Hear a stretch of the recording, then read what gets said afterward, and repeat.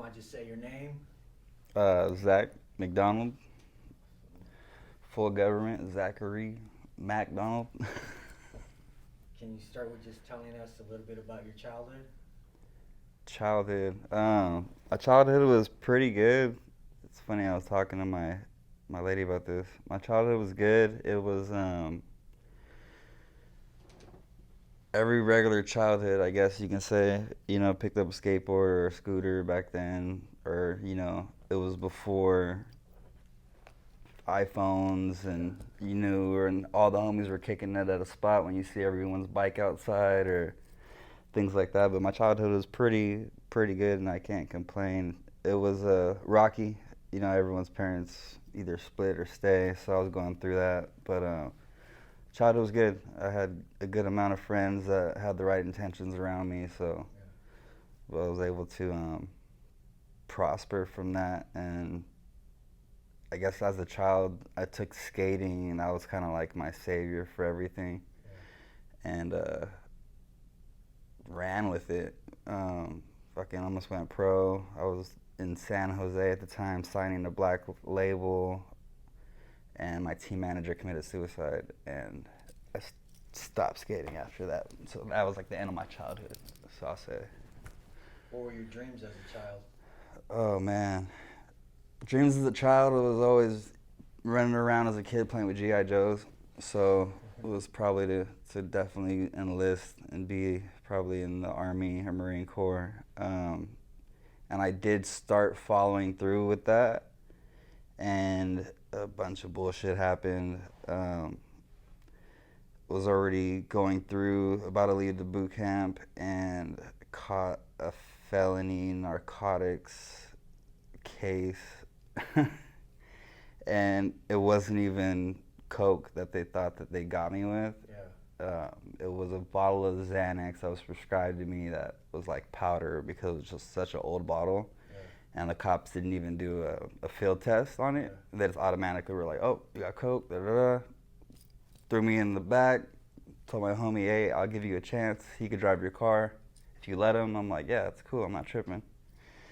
Took me to the station, and pretty much it was like a weird thing. Took me to the station, my phone's going off the hook. I didn't turn my phone off, should have. People are asking like, hey, where's the sticks or where's the bars? I'm like, fuck, like the cops are like, hey, what does this mean? And then he tried to get me, he's like, it's okay if you share. I'm like, I'm not sharing shit. I don't do anything like that. Da, da, da, da. You guys got me completely mixed up with whatever the hell you think's going on. And that was the end of, I guess, that childhood dream, because that followed me, and I couldn't. I had fought that for 9 months, and then it was dropped. DA dropped it. How'd that feel, knowing that pretty much what you had dreamed of as a child, like that was dwindling away because of a mistake? I'm a very spiritual person, and I took it as maybe God did something like that, in the sense of maybe I would have went out there and something would have happened. I might never ever came back, in that sense. Can you tell us a little bit about your relationship with your dad and how that relationship felt? Oh man, that's one of the heaviest questions. My pops is right here. He passed away January 16, 2018.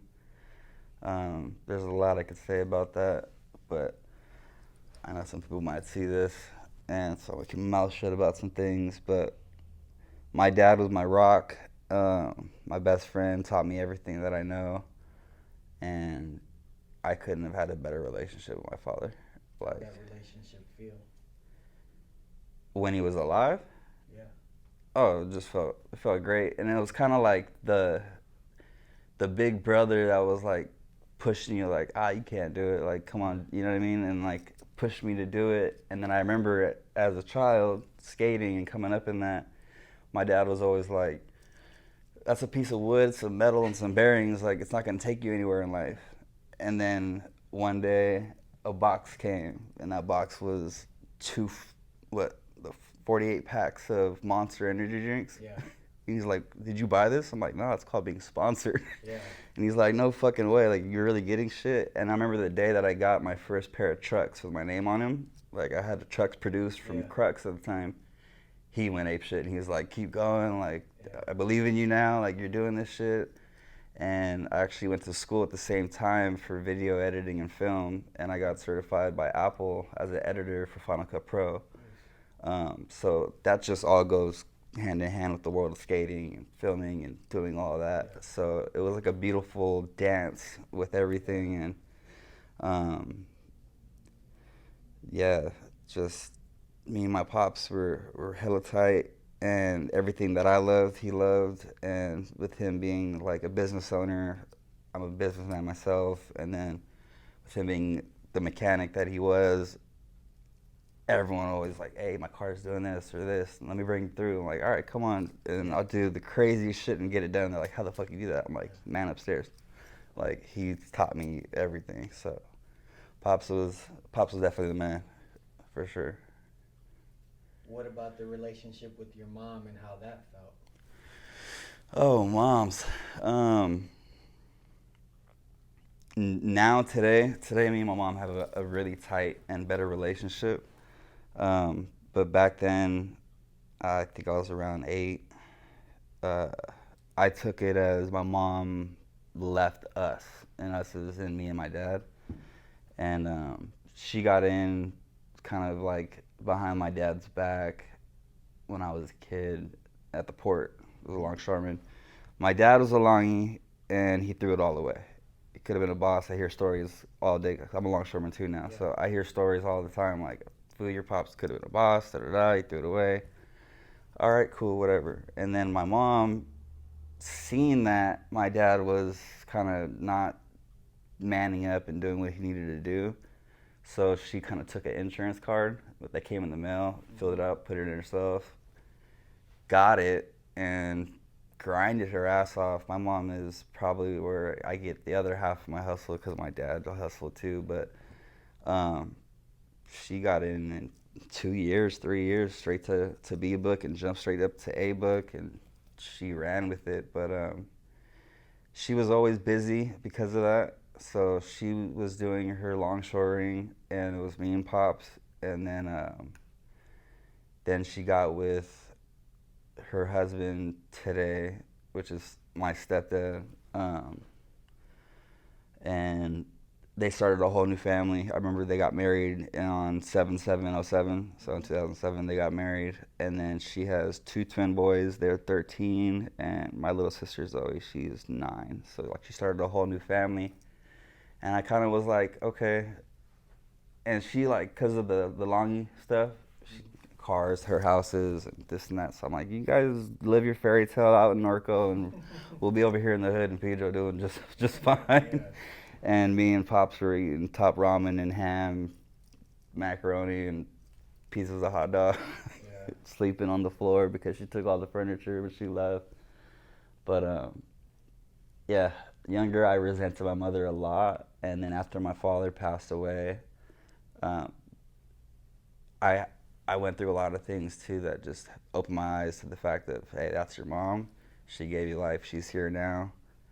Embrace it and make the best out of it, because at the end of the day, you only get one, and I still got her. So me and moms are cool today, but yeah, as of a child, definitely How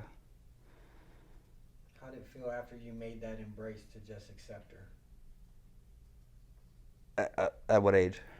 When you decided? When I to- decided? Yeah. It was good. I mean, I've never been like, that rude child or that child that's like, fuck you, mom, or, Yeah. you know what I mean, doing this and that. It was more of me forgiving her because she would always like hit me, like call me and be like crying. I'm like, what the hell are you crying for? She's like, oh, I could have been a better mom, da da da, and this and that. And I'm like, dude, everything that you've done and everything that we've been through from age whatever, 6, 8 to 28 now, I wouldn't change a single thing because it made me who I am today. And I'm completely happy with the person that I am, and I'm comfortable in my own skin, and I'm grateful for all of it. and she doesn't see it sometimes, and then sometimes she sees it and she's like, okay, cool, but she still always needs that reassurance where she feels like, oh, I left you and this and that and start a new family and da da da. I'm like, Mom, you're good. I graduated high school, I'm not dead or in jail. I have a great job. I'm supporting myself. Everything's cool. So she's a lot more content with that now. But yeah, me and Moms are good now, for sure. What'd you learn from both your parents? I was around my dad majority of my life, and what I learned from my dad was probably the biggest blessing, and that's on his tombstone to this day, and it's being honorable. And I think that's the biggest one, and it's more of the fact of I'm that guy that I would always know to be just how my dad was with my homies now and my age. And when I look at it, it's like levels. I'm like, all right, I see how my dad was now. It just trips me out. But I would say honorable because you can pick up the phone and call him, or anyone can call me, and they know, yeah, Bless got you. Like, he's there. Yeah. Like, he's gonna handle whatever you ask him to do. I got you. As long as it's not something crazy, I'm not gonna move a mountain for you, but I got you back. You know what I mean? Like, if you're one of my close homies, my dad taught me just to always take care of your people, and respect is earned, not given, and just do right, and pretty much do everything the way that you would want someone to do it for you. It's kind of like a rare thing nowadays. And then I guess Mom taught me, she would always tell me, like, you know, she would see like people that I hang out with or people that I'm associated with, and she's like, yeah, you can be hard on the outside, but your heart's always gonna give you away. I'm like, Mom, shut the hell up. Like, what are you talking about? But she was right, and that's, I think, more in the sense of, I don't want to get off topic, but it's, for me, it's how you treat, for me, it's like how I treat women. Right. I know a lot of homies that treat women like shit, and I'm like, bro. Or I even get mad at girls that do this OnlyFans shit now. I'm like, what are you guys doing? Is your body really worth $4.99 for a couple? They gotta make a living, I guess, but I guess it's just what my joke is, like, if you're a guy, you're ugly, you're fucked. If you're a girl, you get plastic surgery, you're good to go. But mom's kept me in check on the side of being just humble and making sure that you are just respectful towards everyone at the end of the day. Can you tell us about your first love and how that felt? It can be a person, it can also be a hobby, it can be whatever you consider to be your first love. I could do both. First love. Okay, so first love, I was in high school, and it was like that whole high school sweetheart, one person, you know what I mean? With the same chick throughout high school, and then she went to college in San Jose State, and I followed her up to San Jose, and that's where I started picking up traction in the skate career that I was doing. Getting noticed by Thrasher magazine and a couple of the guys from like the chocolate team. So those are both, I guess, my first loves. My first love is skateboarding, because every single day I would wake up, live, breathe, and do that. And then second love was, of course, my ex-fiance, because I proposed when I was, 18, 19, and that, of course, college and shit like that don't work out. But that was my first love. Can you describe the feeling of both? Of both? Yeah, how did the skating feel, and how did the chick? Yeah. Well, fuck, I love skating more than that chick.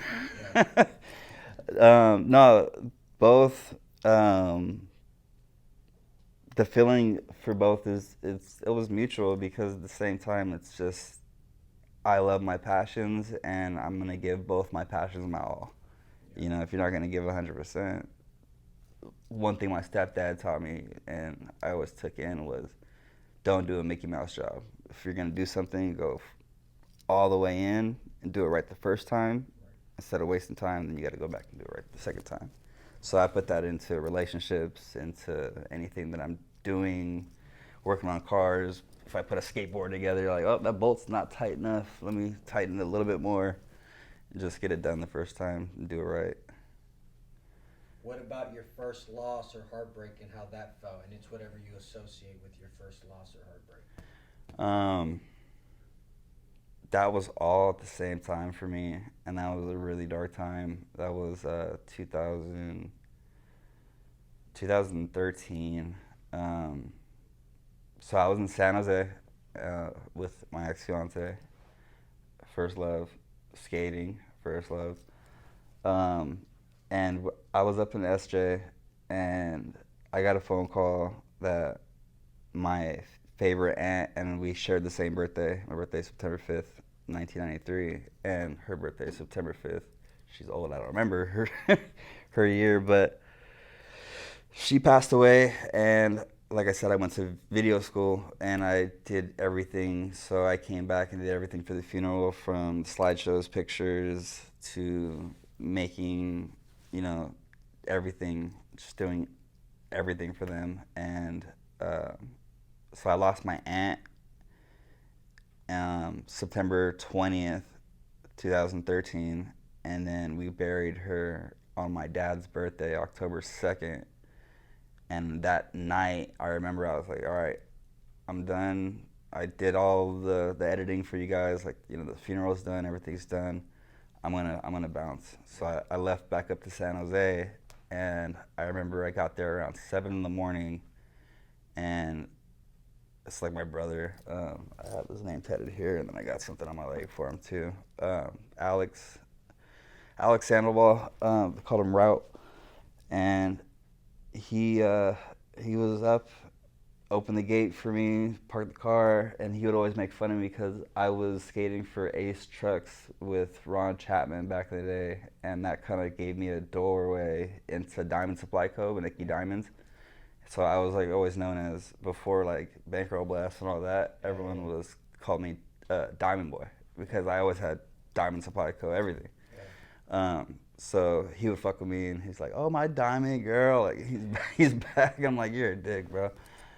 So I pulled back up, and that was technically the 3rd, because it was the next day, October 3rd. And then I had my brother for 2 days, and his birthday was on the 5th of October. So I'm like, all right, cool, I'll be back up there. So I made it on the 3rd, we chilled 2 days. We're getting ready for his party, and I remember I was knocked out in the room, and I came out and everyone's outside, big old backyard, and they're getting ready. And I told him, I was like, hey, I'm gonna go to the store right now. Do you want anything? And he's like, no, I'm good. So I went to the store, and I'll never forget, like, he pulled his mask down because there was a bunch of dust or sweeping, and just his smile, and he was like, nah, I'm good, Diamond Boy. And I was like, all right, for sure, I'll be back. Went to the store, came back, and they bounced, like, to go do something. And I was like, all right, for sure, whatever. I'll see him later. So then I went back to state, because his pad was, like, 20 minutes on a skateboard away from the actual campus. And my girl stayed on campus, and then I was living in San Jose with him. And I left to go watch Taken 2. I still remember. Watched Taken, and then I fell asleep in my girl's dorm, and like some weird God sent thing, I woke up, and it was like robotic mode. Like, she was on the top bunk. Didn't even wake her up. Woke up, like, threw myself over, jumped down, threw my clothes on, grabbed my board, and walked out. And it was like freezing too. And skated all the way back home. And I remember coming through underneath the freeway pass, and you could see the pad. All the lights were on, and it was like 4:30, 5 in the morning. I was like, what the hell? Coming through the side gate, and his brother Victor was Victor and his sister were right there, And I came in the gate, and he turned around, and he kept calling me Alex. He's like, Alex? And it was dark, and I was like, nah, bro, it's Zach. And he's like, Alex? I'm like, no, bro, it's Zach. And then he dropped to his knees, and he's like, Alex is gone. And I go, where'd he go? Like, where is he? Like, what are you talking about? And he's like, no, he's gone. I'm like, well, where is he? Like, we'll go get him. Like, what's up? Like, what are you talking about? And then that's when it hit me, like, oh, like, he passed away. So what it is we lived by the freeway, the 87 Guadalupe freeway in San Jose. And I guess he had a bad day. I don't know what happened. To this day, we always ask those questions of why, but that was my first big loss of everything because, like, I just buried my aunt, come home, and then I lost my bro. And then, like, I had, what was it? I was supposed to sign a contract 3 days prior or after. I was supposed to sign a contract on the 8th of October for Black Label to go am with them, not pro. But that's just getting your foot in the door. So that was like perfect, and he got me that. And to find out that at around 8:05 p.m. he jumped into the freeway, got hit by 2 cars, flew 200 feet. So yeah, I lost my brother, and that destroyed me. And after that, it's pretty much I stayed out of respect for his rosary and everything they wanted to do. And then pretty much packed my bags. I told my girl didn't understand at the time, like, how much that destroyed me when I was going through, like, my aunt's shit, Alex's shit, and also I put my dog down when I was back in town. So, like, I lost everything in a matter of a month, like a good chunk of just my mains, and came back to Pedro, and that's when the skating stopped, and, like, where's all the homies from the hood at? Like, got into the wrong scene, wrong crowd. And I'm not even gonna say wrong scene, wrong crowd, because you know what? That puts the grit on you and it makes you who you are at the end of the day. And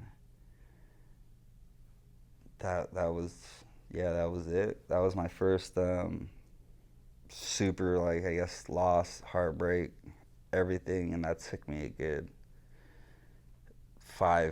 maybe 5 years to figure it out and get over it, because I was young at the time. So, like, that was like my first like what, like, seeing it and just going through all that, and it took a long time, but got through it, and it just kind of made me really, really cold and numb, especially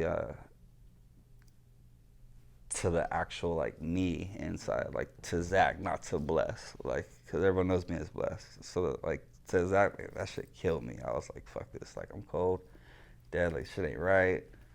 And then just came back to Pedro and drowned myself in fucking, back then we had Acme still, so sipping Actavis and popping Xannies, and just shouldn't have done that. And I was just talking to someone about this the other day. I was like, dude, one thing that I wish I could have done was never taken a pill or never went that way, because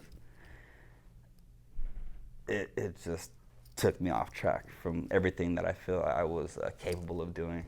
And that's with, like, the editing and just skating and just the way that I was moving. I was in a good direction, and halt with a 180 right back to shit show. So that's how that went down. So pretty much you dealt with that loss by, coming back to Pedro, having the homies around you, and, drugs in general. How do you deal with that now positively? So I dealt with that loss coming back to Pedro, and it was at the same time I was graphing too. So I was writing. So, like, oh man, hit me with a question again. How do you deal with it now positively? Like, Positively now, I guess with it positively now, I didn't know when I would bring this up in this interview, but recently, I guess I'll wait for that. So back then, how I dealt with it positively was my little sister. One was always just taking care of her, raising her, making her the little OG that she is. I love her to death. Um, and I think also was starting to wrench, and I started saying, "Hey, pops, like fuck it, like, all right, I'm ready to learn. Like, let's do it." So building engines and restoring vehicles and doing that with my dad. So that was like a good positive outlet on it. And then also around that time, Pasty was on 6th Street, 7th Street. So I started doing like the screen printing and doing all that with those guys, with Brandon and Ev. So that was like a good outlet for me. But that's how I dealt with it for sure. Then, um, yeah, and I would always use it as an excuse, I guess, to say like I'm gonna go hit the doctors, and if the doctor gives me a prescription, technically he gave me a prescription, so I'm supposed to take this, right?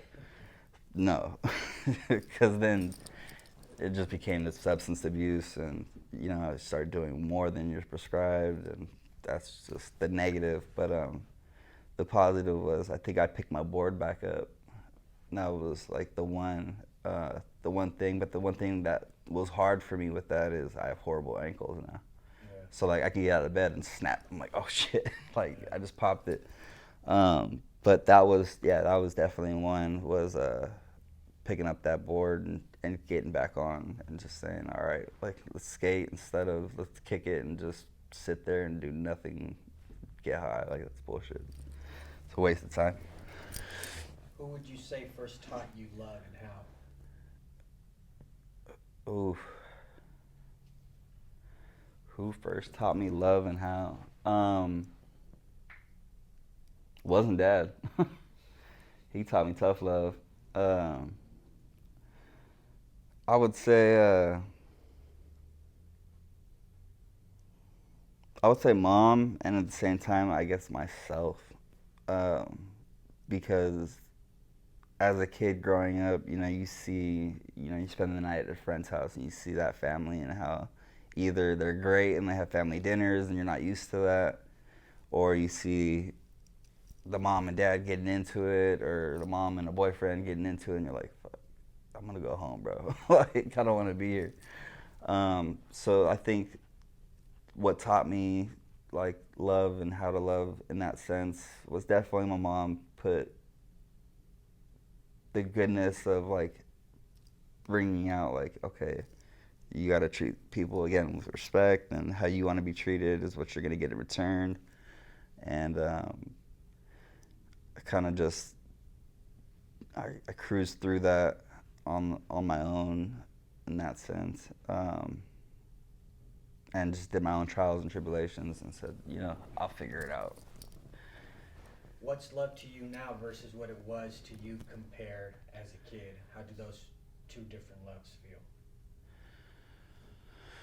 What love to me now is fucking completely different to what I thought it was as a kid. As a kid, I thought love was um,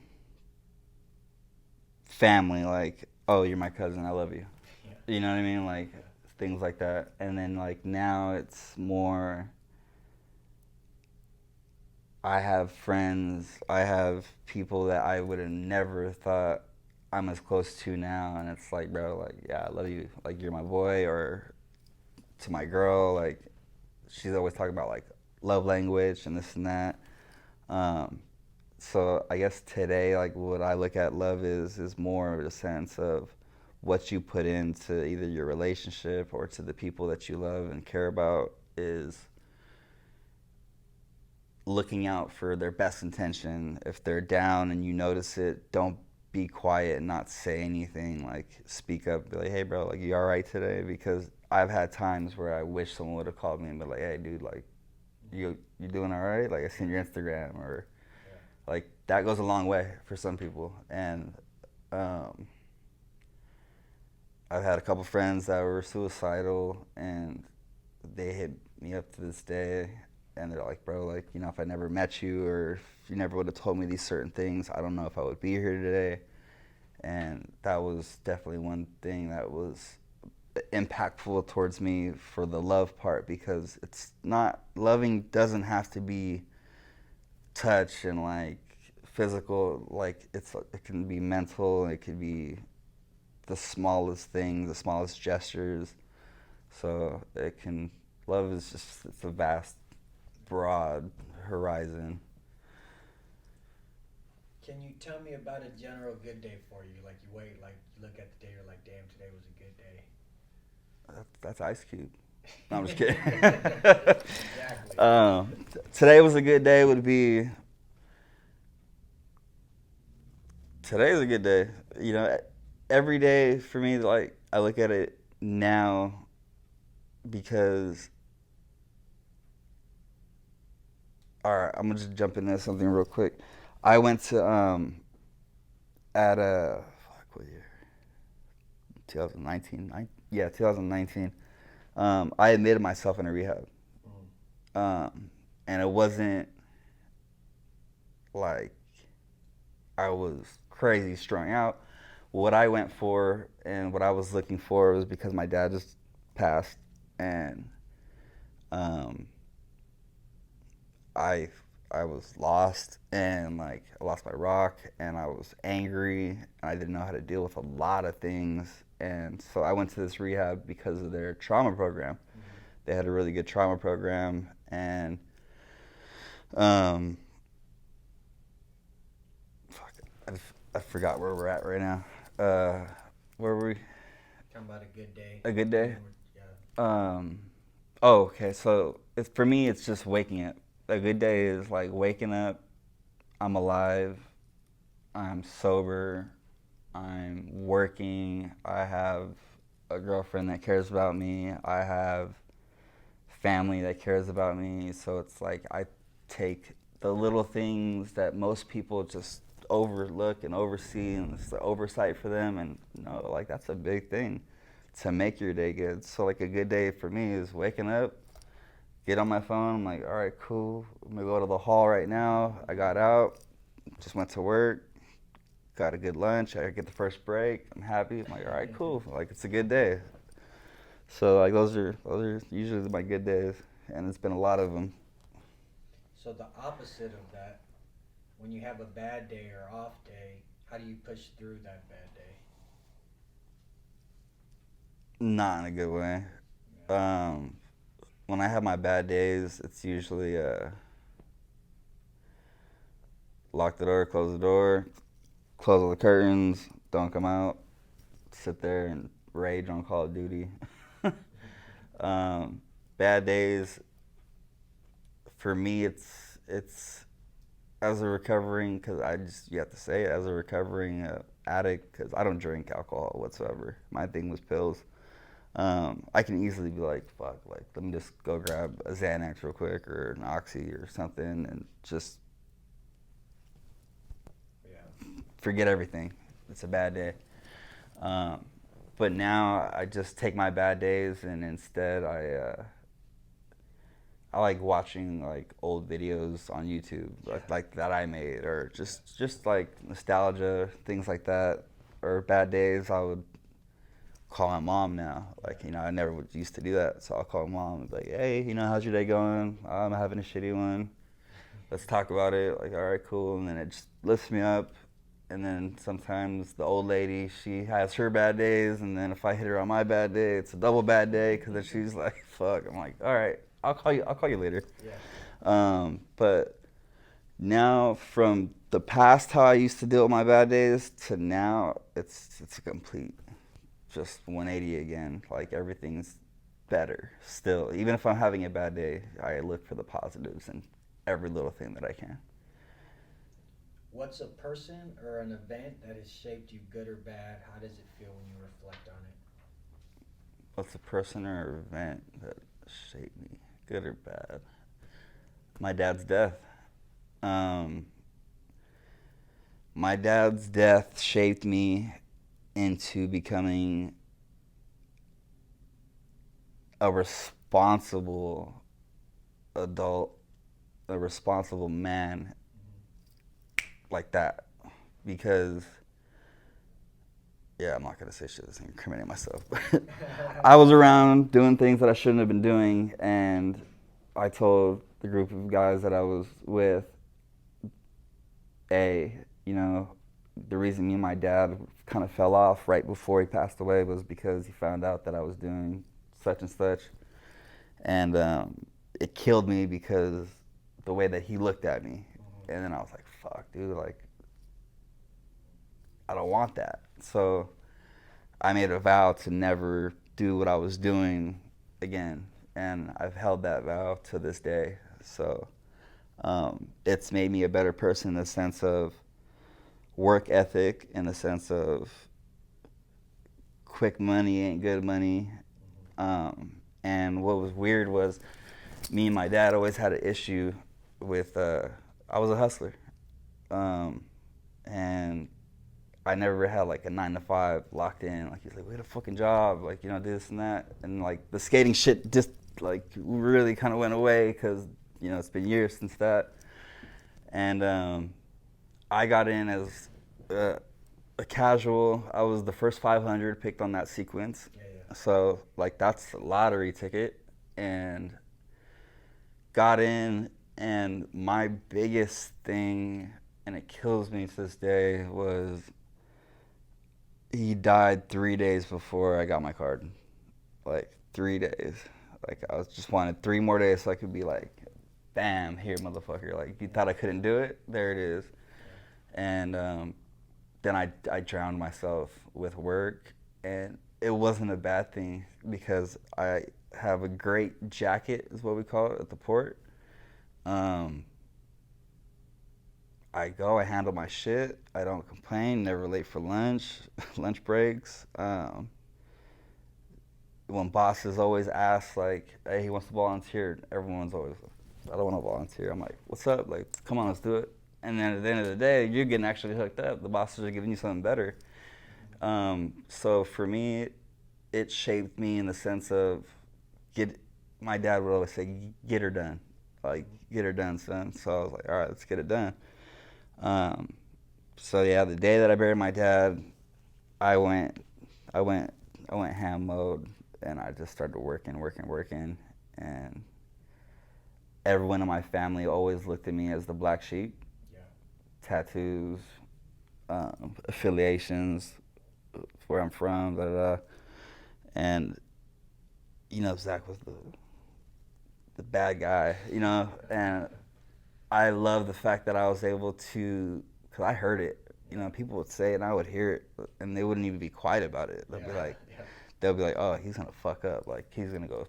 I'm worried, not like I'm worried. Like they're just like, he's gonna go downhill, he's gonna spiral, and for me to do what I did and say, fuck you guys, like, nah, I'm going up.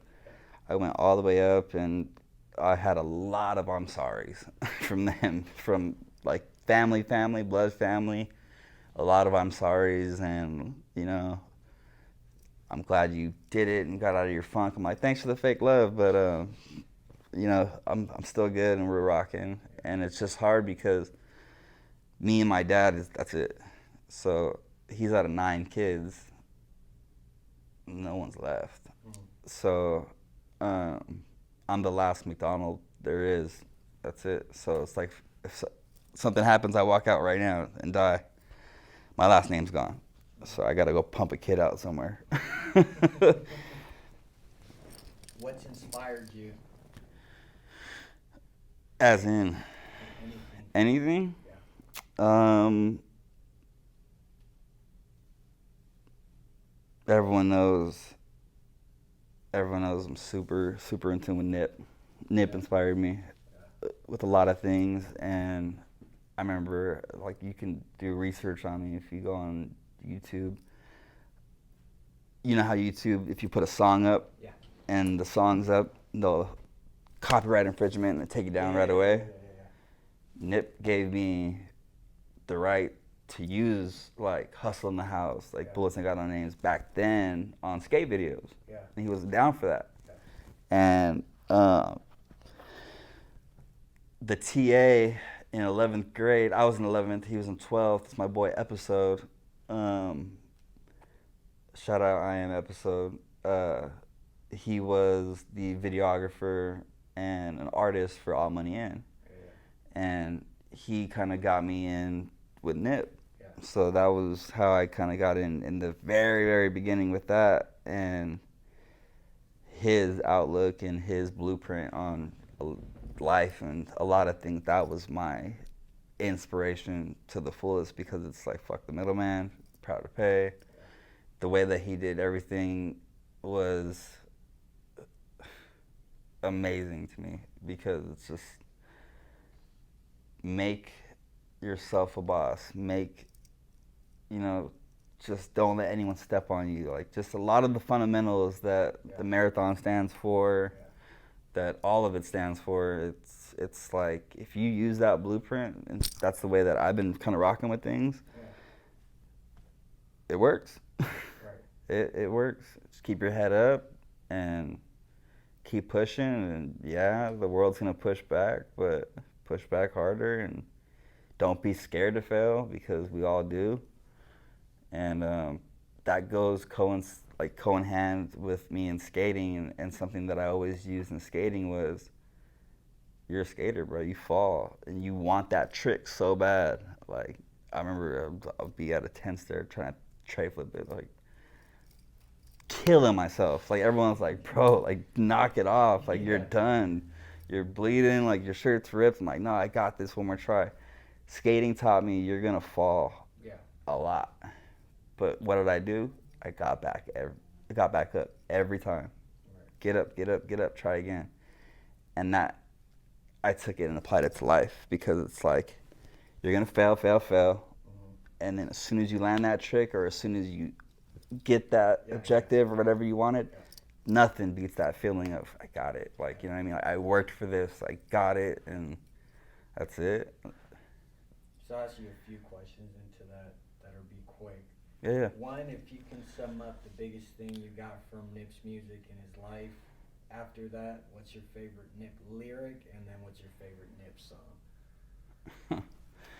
song? Favorite Nip lyric is, Brody was a slang, but it don't mean he's your brother. You know what I mean? Everyone can call you, oh, that's my bro, this and that. But at the end of the day, some people don't have the right intentions, and some people are snakes in the grass, and they don't belong in your circle, or they're leeching off you because you have access to things that they want, and they're like, well, shit, let me try to get in with the scene with this guy because he's connected.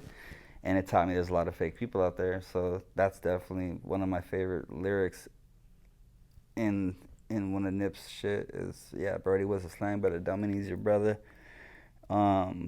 And then, so you said a lyric and favorite song? One of my favorite songs, probably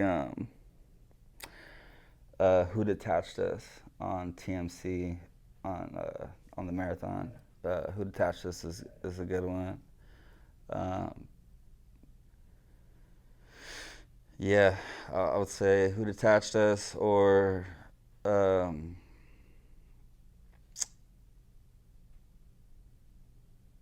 I have songs that are unreleased. I have shit that's unreleased. So like, there's one called Super Real. That's a really good one. I like that one because it's more of the late great Nip. Because you look at Nip, and when he was younger in the interviews, and they're like, what'd you just say? Like, he's like, oh, I ain't gonna trick off my shit on gold, this, and this. Yeah. We want assets that appreciate. As an artist and things like that, people are like, what? Like, most rappers just want the cars and this, and that. No, you're trying to get property. You want things to go up instead of you blowing it and it's gonna depreciate. So I learned, all right, get a plain Jane Rolex instead of getting a flooded down one. Because guess what? It's gonna appreciate. You know, it's like an investment. Instead of me putting 10 grand into a savings account, put 10 grand on your wrist and it's gonna go up, but you also gotta wear it at the same time. So that's how I looked at it. But that was definitely how I took or perceived a lot of things with that. What's been a humbling experience for you? Um, a humbling experience for me was probably, there's been a lot.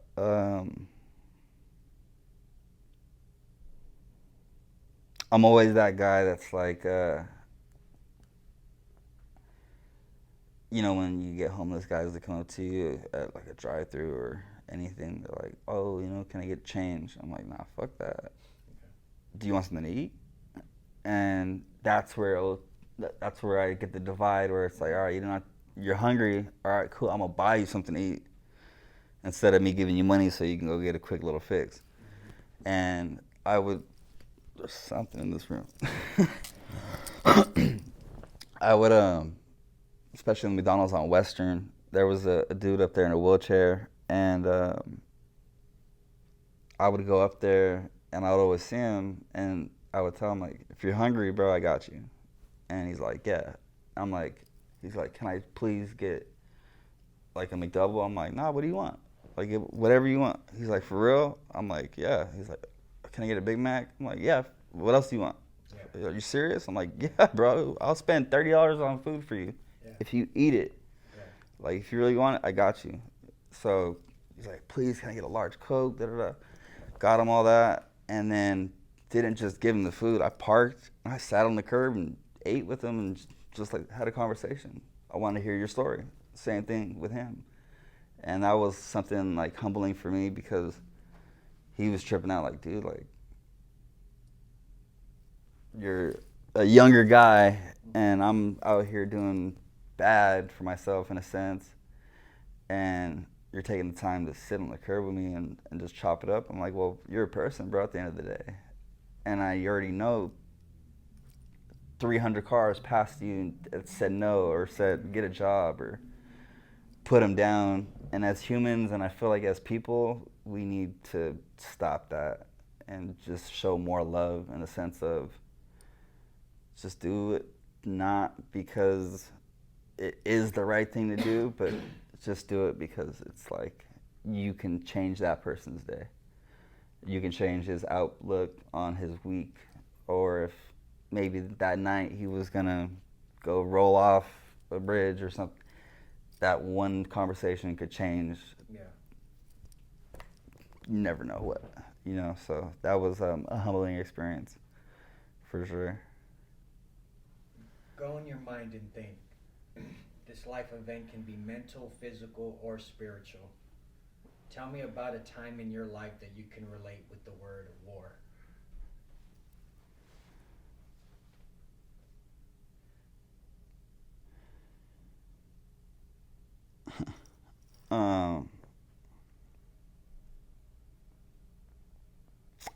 If it's on camera, I don't care. When my dad died, I was at war with myself and with his wife. I strongly believe, and Dre, I'm sorry if you see this, I already made an amends and, let that go. But at that time, I was at war. I was at war. I was at war. I wanted blood. I and a lot of other people had a big, speculation that she did something and killed my pops for life insurance, for properties, for apartments, for the business, and she left me with nothing. So it's like I got robbed of my best friend, which was my father, and I got robbed of my whole entire livelihood, like my whole dynasty, in a sense. So she got it all, and it's like, who the hell are you? You know what I mean? Like, my dad was born and grew up in that building. I grew up in that building, like, and you're trying to take that property. Or I have my cabin in Big Bear, and like she gets drunk and like rents it out to like people that she meets at bars and she doesn't know, and it's like that's sentimental stuff. So I went to war with her in the sense of I wanted to do things, and I'm smart and I know how to say this on camera, but I just went to war for a long time with her. And after I went to rehab and did the trauma and all that stuff, I made my amends to her and let it go, because I know that God will get her at the end of the day.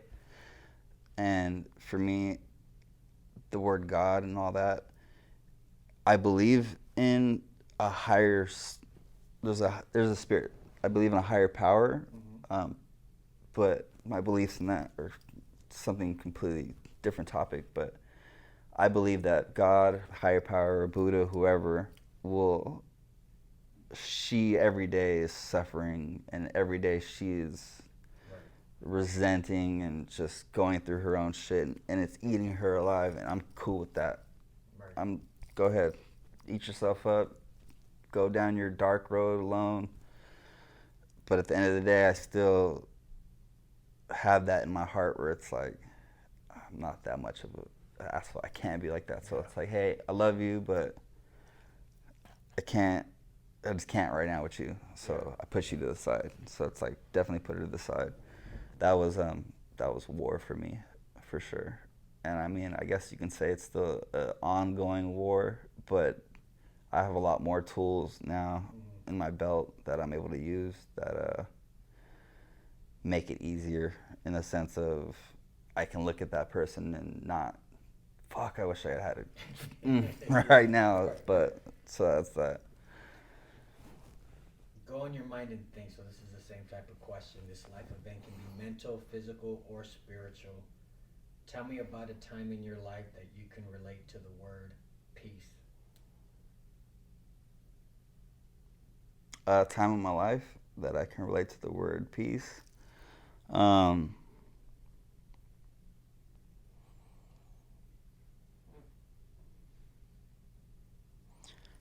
Fuck.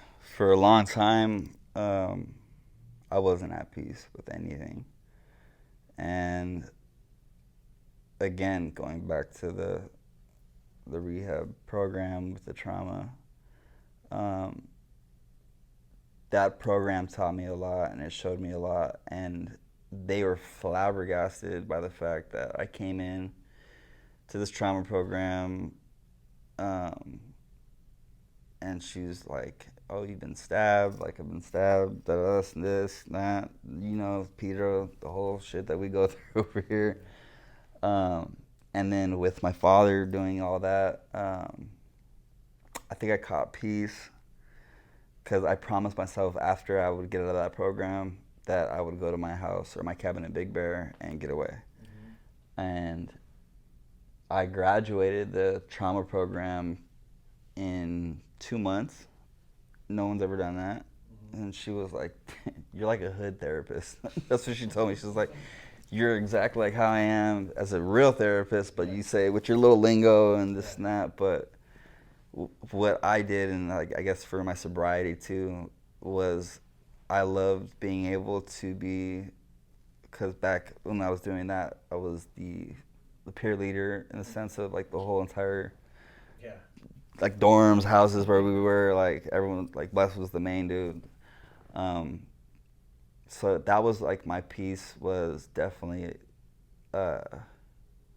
hearing and knowing like I'm actually okay and I got through it the right way. And she goes, you have way more post-traumatic growth than it's stunting you when your dad died.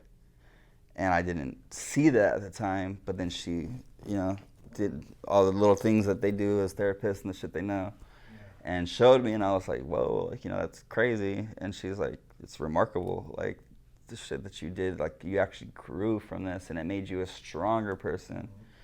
And just to kind of, it's like getting diagnosed from a doctor, or like a doctor telling you, you're benign, like you're clear. So that was peace for me,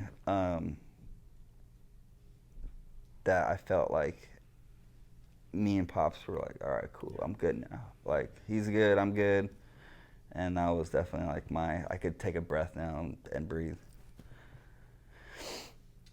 we may have already talked about this, but the next question is if you can tell us about a truly difficult time in your life, how it felt, and how you endured.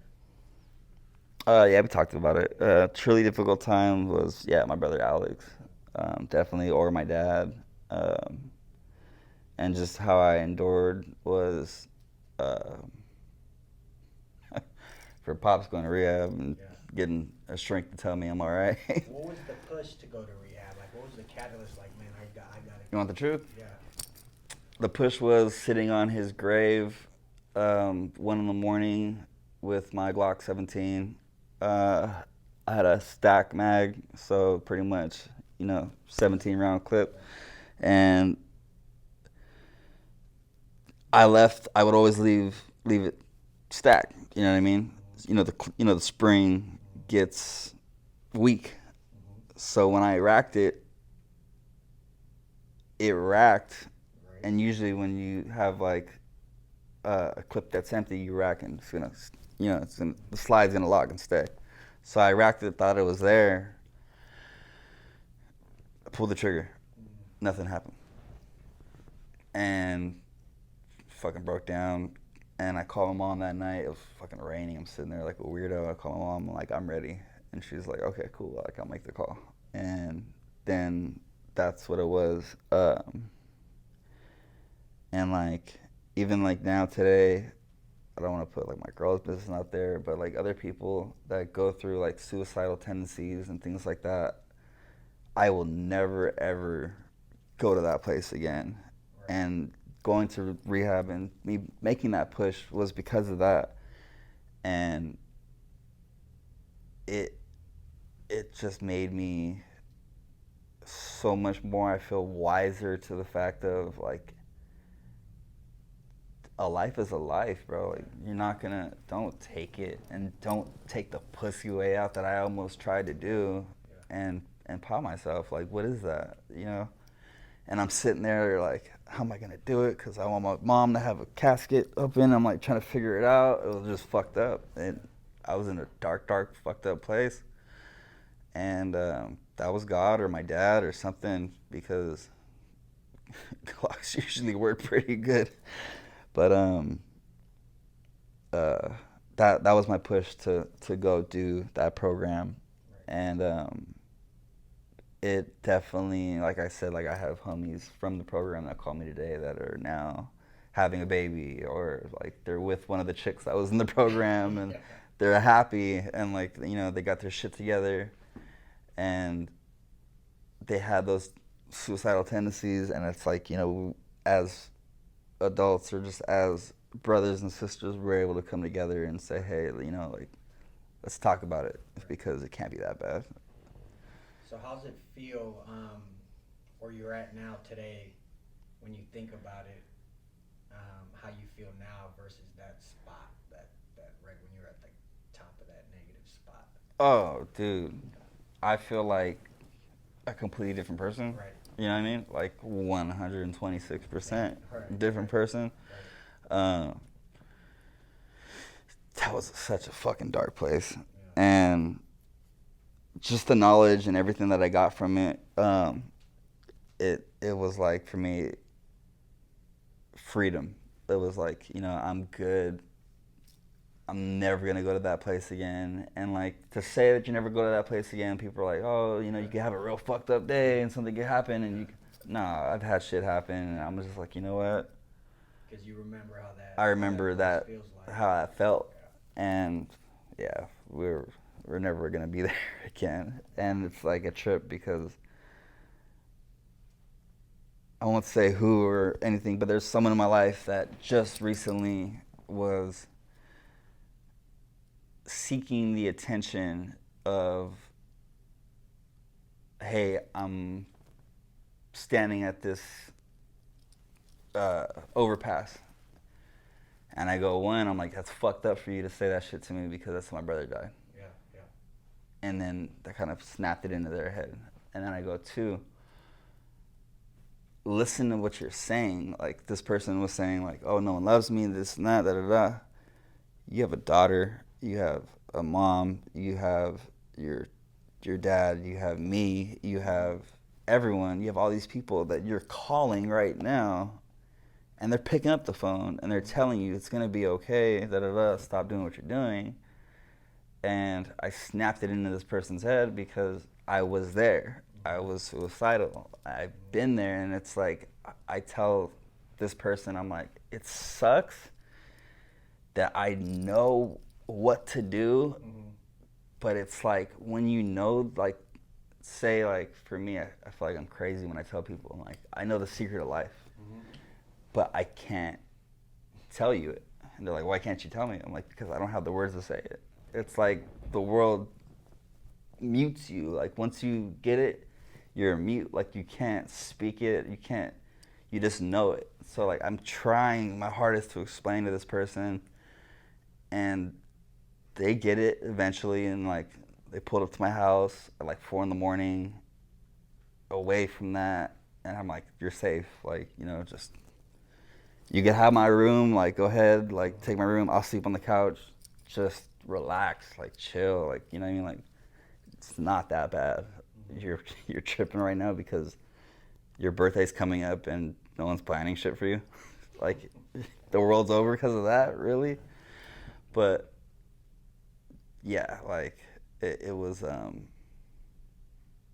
it's just that suicidal shit for me, that I know I'm never gonna go back to it. And then if I'm able to get across to some people or whoever it is that I'm talking to, and they get it, it makes me just feel like so much, like, more at peace, even more, because I'm like, all right, cool, you're good. Like, and then if anything pops up for you again, call me. Let's work through it together, because you're not alone. And, like, there was a point in that time where the phone call was made, and, like, the person was like, oh, you really think I'm not gonna do it? I'm like, look, I'm hanging up the phone now.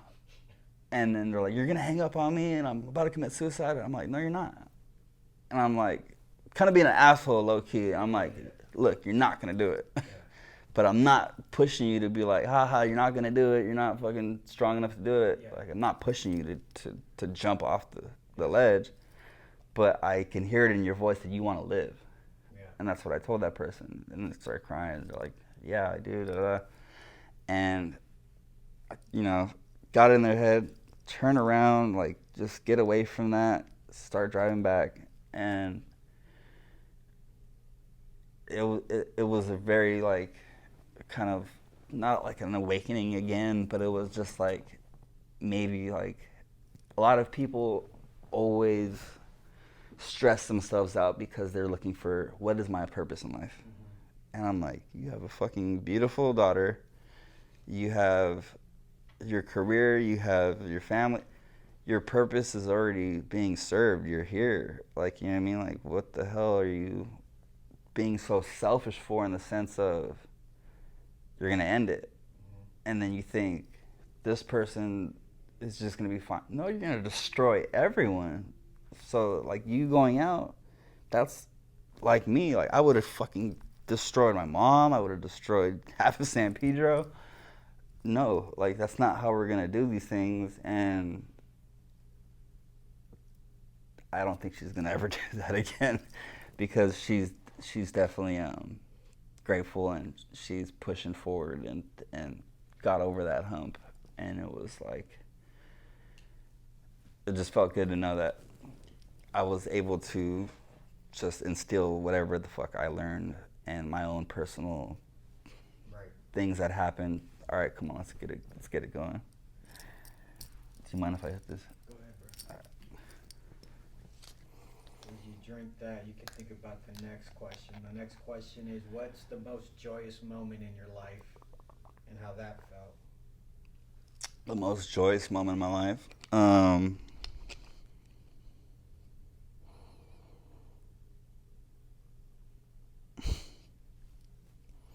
Most joyous moment in my life was probably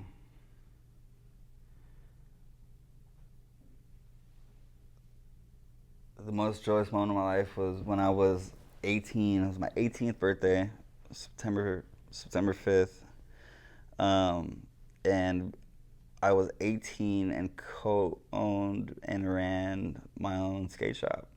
And that was, I don't know if you remember Concrete Jungle on Bandini, on First and Bandini right there. Mm-hmm. So there was a shop right there, is Concrete Jungle.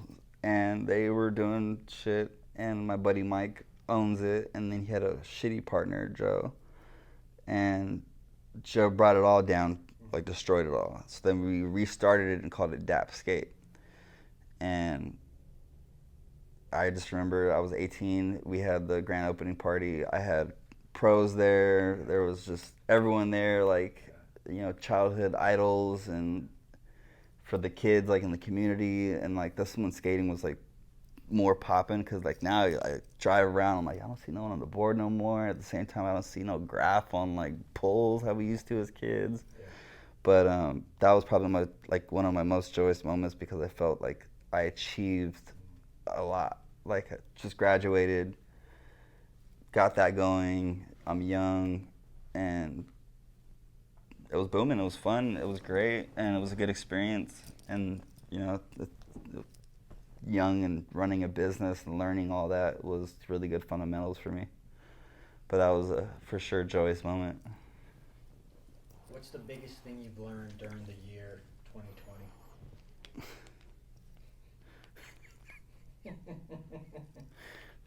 Nothing.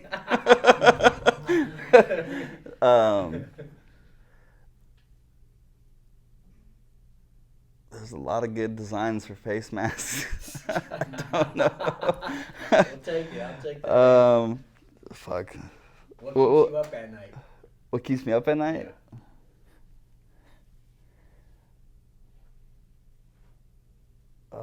Shit. What keeps me up at night? Well, what used to keep me up at night was if someone was gonna jack my rims on my truck. No matter where I parked, I'm like, fuck, I got billets on my truck. It's slammed. I'm like, they're gonna fucking get me one of these days. But no, they never did. What keeps you going every day? My legacy to make my dad proud. Imagine you're in the hospital today with only hours to live. What would be your regrets, if any?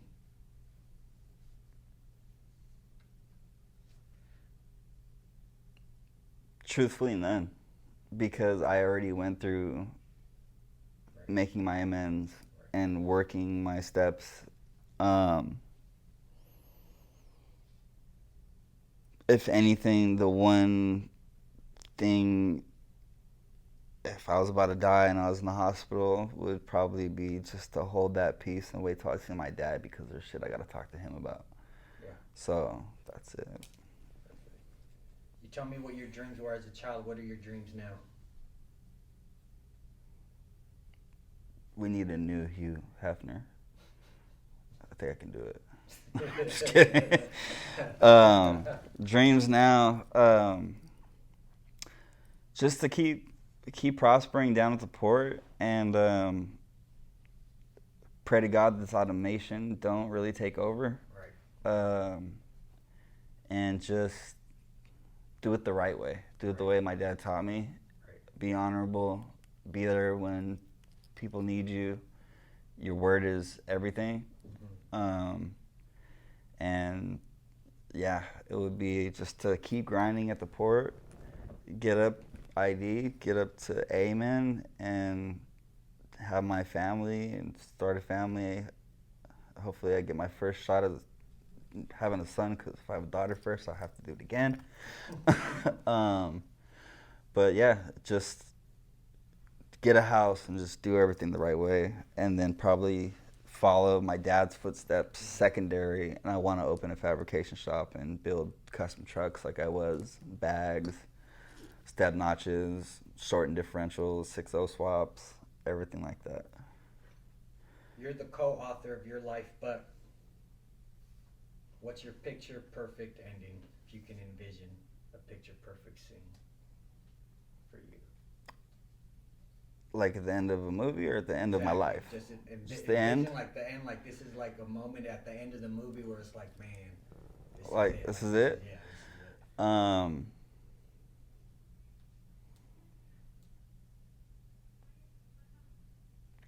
probably to do everything right, Yeah. buy a sick ass house, find a secret room with like $1 billion in it, Yeah. and keep it. Yeah. But no, I think my picture perfect ending would definitely be